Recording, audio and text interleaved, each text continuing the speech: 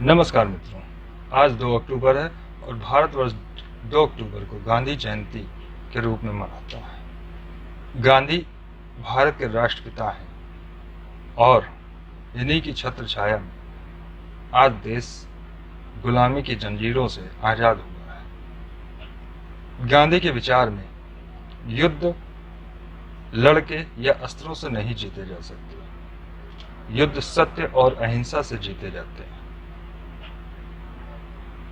इस बात से कुछ लोगों की राय अलग भी होगी, परंतु गांधी के विचार सत्य और अहिंसा, गांधी की प्रेरणा सत्य और अहिंसा की नींव रखने वाले महात्मा गांधी, जिन्होंने भारतवर्ष को एक ऐसा अस्त्र दिया जिसने विश्व को भारतवर्ष का मुरीद बना दिया और विश्व ने महात्मा गांधी के विचारों को, महात्मा गांधी की शिक्षाओं को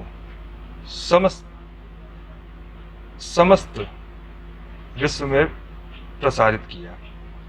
आइए शुरू करते हैं आज के दिन ऐसे शख्सियत जिन्होंने अपने सत्य के प्रयोग पुस्तक में अपनी आत्मकथा लिखते हुए कुछ शब्द कहे हैं। आज मैं आप लोगों को उन महात्मा राष्ट्रपिता के उनके भाषा में कुछ शब्द सुनाता हूं। आइए शुरू करते हैं। पुस्तक की प्रस्तावना है, 4 या 5 वर्ष पूर्व निकट के साथियों के अनुरोध से मैंने आत्मकथा लिखना स्वीकार किया था और उसे प्रारंभ भी कर दिया था, परंतु फुल स्केप का एक पृष्ठ भी पूरा नहीं कर सका कि इतने में बंबई की ज्वाला प्रकट हुई और मेरा आरंभ पूरा ना हो सका। फिर तो मैं एक के बाद एक दूसरे कार्यों में ऐसा फंसा कि अंत में मुझे यरवदा में स्थान मिला। भाई जयराम दास भी वहां थे। उन्होंने मुझसे अनुरोध किया कि अन्य सब कार्यों को छोड़कर मुझे पहले आत्मकथा लिखनी चाहिए। मैंने उत्तर दिया कि मेरा अभ्यासक्रम बन चुका है और उसके पूरा होने से पहले मैं आत्मकथा आरंभ नहीं कर सकता। यदि मुझे पूरी अवधि यरवदा में व्यतीत करने का सौभाग्य मिला होता तो मैं अवश्य वहीं आत्मकथा लिख सकता था, परंतु उसकी समाप्ति में अभी साल भर शेष था। इसके पहले मैं किसी तरह भी आत्मकथा शुरू नहीं कर सकता था, इसलिए वह काम रह ही गया। अब फिर स्वामी आनंद ने वही मांग की और मैं दक्षिण अफ्रीका के सत्याग्रह का इतिहास लिख चुका हूँ, इसलिए आत्मकथा लिखने के लिए ललायत हूँ। स्वामी की मांग तो यह थी कि मैं आत्मकथा लिखूं और फिर यह पुस्तक के रूप में छपे। मेरे पास एक साथ इतना समय नहीं। यदि लिखना हो तो नवजीवन के लिए ही लिखा जा सकता है। मुझे नवजीवन के लिए कुछ न कुछ लिखना ही पड़ता है, तो फिर आत्मकथा क्यों न लिखूं। स्वामी ने यह निर्णय स्वीकार कर लिया और अब मुझे आत्मकथा लिखने का अवसर मिला।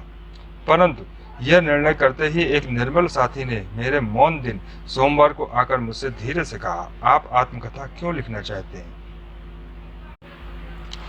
यह तो पश्चिम की प्रथा है। पूर्व में तो किसी को अपनी जीवनी लिखने का पता नहीं चलता, और आप क्या लिखेंगे? आज आप जिस चीज को सिद्धांत के रूप में मानते हैं, यदि कल वह वैसा न माने तो या सिद्धांत रूप में जो कार्य आज आप कर रहे हैं उनमें आगे परिवर्तन करना पड़े तो आपके लिखे हुए को बहुत से लोग प्रमाण समझकर अपना आचरण करते हैं। वे गलत मार्ग पर चले जाएं तो इसलिए क्या यह उचित नहीं होगा कि आप आत्मकथा न लिखें? इस दलील का मेरे मन पर थोड़ा बहुत असर हुआ, किंतु मुझे आत्मकथा कहाँ लिखनी है? मुझे तो आत्मकथा के बहाने सत्य के जो अपने अनेक प्रयोग मैंने किए हैं उनकी कथा लिखनी है। यह अवश्य है कि उसमें मेरा जीवन ओतप्रोत होने के कारण वह एक जीवन वृत्तांत बन जाएगी, परंतु यदि उसके प्रत्येक पृष्ठ में मेरे प्रयोगों की झलक मिले तो इस कथा को मैंने स्वयं पवित्र मानूंगा। मेरा मानना है कि मेरे सब प्रयोग एक साथ जनता को मिलना लाभदायक होगा। इसे मेरा मोह भी कहा जा सकता है। मेरे राजनीतिक क्षेत्र के प्रयोगों को आज भी हिंदुस्तान ही नहीं बल्कि कुछ अंशों को सभ्य जगत भी जानता है। मेरी दृष्टि में इसकी कीमत कम से कम है, और इन प्रयोगों के कारण मुझे जो महात्मा की पदवी मिली है उसकी कीमत भी बहुत थोड़ी ही है। कई बार तो इस उपाधि ने मुझे बहुत अधिक दुख दिया। ऐसा एक पल भी मुझे याद नहीं कि इस उपाधि में मैं फूल हो गया हूँ। मुझे अपने आध्यात्मिक प्रयोगों को, जिन्हें मैं ही जान सकता हूँ और जिनमें से मेरी राजनैतिक जीवन संबंधी ताकत उत्पन्न हुई, वर्णन करना अवश्य अच्छा लगेगा। यदि वे वास्तव में आध्यात्मिक हो तो इनके गर्वित होने का कोई जरूरत नहीं होनी चाहिए। इनसे तो केवल विनम्रता की वृद्धि होती है, और जैसे जैसे मैं सोचता हूँ और अपने अतीत पर निगाह डालता हूँ, वैसे वैसे अपनी अल्पता मुझे स्पष्ट नजर आती है। मुझे जो करना है, जिसकी मैं 30 वर्षों से आतुर भाव से रट लगाए हूँ, वह भी आत्मदर्शन है, ईश्वर का साक्षात्कार है, मोह है। मेरे समस्त कार्य इसी दृष्टि से होते हैं, मेरा समस्त लेखन भी इसी दृष्टि से है, राजनीतिक क्षेत्र में मेरा पढ़ना भी इसी वस्तु के अधीन है। लेकिन भूल से भी मेरा यह मानना रहा है कि जो एक के लिए संभव है वह सबके लिए संभव है, इसलिए मेरे प्रयोग निजी नहीं होते, ना निजी रहे। मैं नहीं मानता कि उन प्रयोगों को सबके सामने प्रकट करने से उसकी आध्यात्मिकता कम होती है। ऐसा कुछ वस्तुएं अवश्य हैं जिन्हें आत्मा ही जानती है और वे आत्मा में ही शांत हो जाती हैं, परंतु ऐसी वस्तु का देना मेरी शक्ति से बाहर है। मेरे प्रयोगों में तो आध्यात्मिक अर्थात नैतिक धर्म और नीति आत्मा की दृष्टि से अवलंबन की हुई नीति धर्म है। अतः जिन वस्तुओं का निर्णय बालक, युवा और वृद्ध करते हैं और कर सकते हैं, उन्हीं वस्तुओं का समावेश इस आत्मकथा में होगा। यदि मैं ऐसी कथा तटस्थ रूप से निराभिमान रहकर लिख सकूं तो उसमें से दूसरे प्रयोग करने वालों को कुछ सामग्री मिलेगी। इन प्रयोगों के संबंध में किसी तरह की संपूर्णता का दावा नहीं करता। जिस प्रकार वैज्ञानिक अपने प्रयोग अत्यंत नियम, विचार रहित, सूक्ष्मता पूर्वक करता है, फिर भी उससे उत्पन्न हुए नतीजों को वह अंतिम नहीं मानता, या यह नहीं मानता कि यही सच्चे परिणाम है। इस संबंध में यह संकालु नहीं तटस्थ रहता है। वैसे ही अपने प्रयोगों के विषय में मेरा भी मानना है। मैंने बहुत आत्मनिरीक्षण कर प्रत्येक भाव को जांचा और उसका विश्लेषण किया, परंतु उससे प्राप्त परिणाम सबके लिए अंतिम ही है, अथवा यही सही है।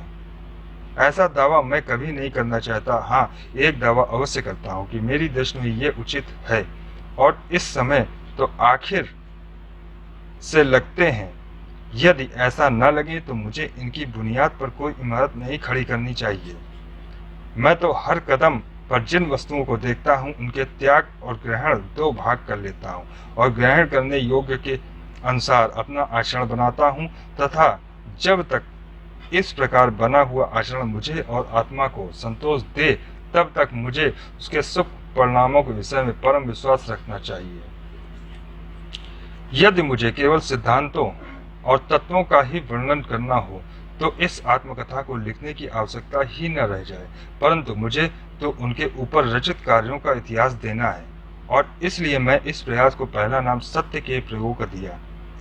इसमें सत्य से पृथक समझे जाने वाले अहिंसा, ब्रह्मचर्य आदि के नियमों के प्रयोग भी आ जाएंगे, लेकिन मेरे मन में सत्य ही सर्वोपरि है और उसमें असंख्य वस्तुओं का समावेश हो जाता है। यह सत्य स्थूल वाचिक सत्य नहीं है, यह तो वाणी की भांति विचार का भी है। यह सत्य हमारा कल्पित सत्य ही नहीं, बल्कि स्वतंत्र और चिर स्थायी सत्य है, अर्थात परमेश्वर ही। परमेश्वर की व्याख्याएं अनगिनत हैं, क्योंकि इनकी विभूतियां भी अनगिनत हैं। ये विभूतियां मुझे आश्चर्यचकित कर देती है, मुझे थोड़ी देर के लिए मोह भी लेती है, परंतु मैं पुजारी तो सत्य रूपी परमेश्वर का ही हूँ। वही एक सत्य है और अन्य सब मिथ्या। यह सत्य मुझे मिला नहीं, लेकिन मैं इसका शोधक हूँ। इसके शोध में मैं अपनी प्रिय से प्रिय वस्तु का त्याग करने के लिए भी तैयार हूँ। ऐसा मेरा विश्वास है कि इस शोध रूपी यज्ञ में इस शरीर को भी हम होम करने की तैयारी और शक्ति है, परंतु इस सत्य का साक्षात न कर लेने तक मेरी अंतरात्मा जिसे सत्य समझती है, उस काल्पनिक सत्य को अपना आधार मानकर, अपना प्रकाश स्तंभ समझकर उसके सहारे मैं अपना जीवन बिताता हूँ। यद्यपि ये मार्ग तलवार की धार पर चलने के समान है, तथापि मुझे ये सरल लगा। इस मार्ग पर चलकर अपनी भयंकर भूलें भी मुझे नगण्य सी लगती हैं।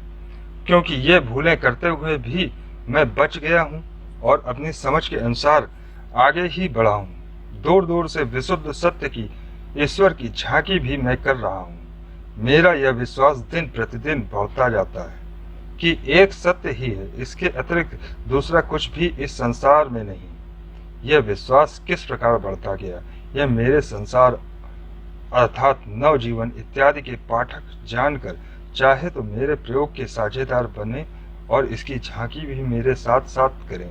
इसके सिवा जितना मेरे लिए संभव है उतना एक बालक के लिए भी संभव है। यह मैं पूर्ण रूप से मानने लगा हूं और इसके लिए मेरे पास प्रबल कारण है। सत्य की शोध के साधक जितने मुश्किल हैं उतने ही सरल हैं। यह अभिमानी को असंभव लगते हैं और एक निर्दोष बालक को संभव लगते हैं। सत्य के शोधक को रजकण से भी छोटा होकर रहना पड़ता है।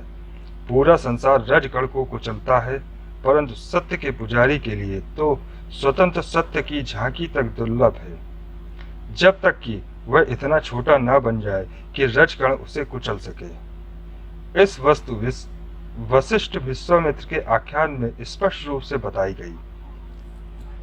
ईसाई धर्म और इस्लाम धर्म भी इसी वस्तु को सिद्ध करते हैं।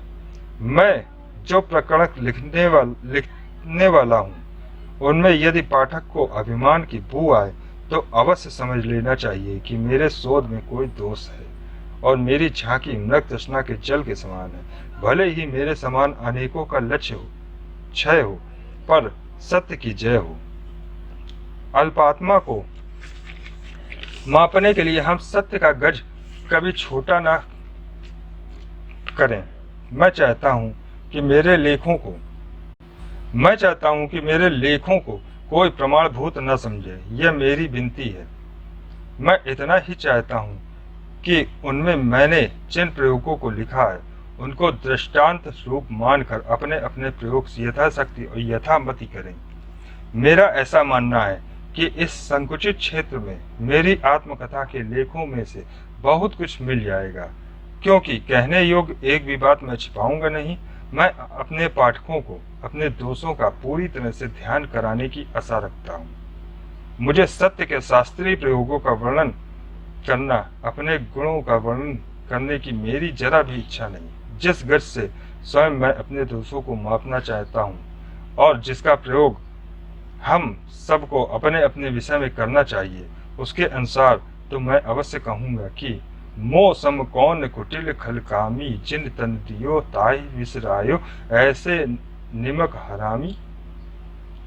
क्योंकि जिसे मैं संपूर्ण विश्व के साथ अपने श्वासोच्छ्वास का स्वामी समझता हूँ और जिसे मैं अपने नमक का देने वाला मानता हूँ, उससे अब भी मैं दूर हूँ। यह बात प्रत्येक क्षण सताती है। इसके फलस्वरूप अपने विकारों को मैं देख सकता हूँ, पर उन्हें अभी निकाल नहीं पा रहा हूँ।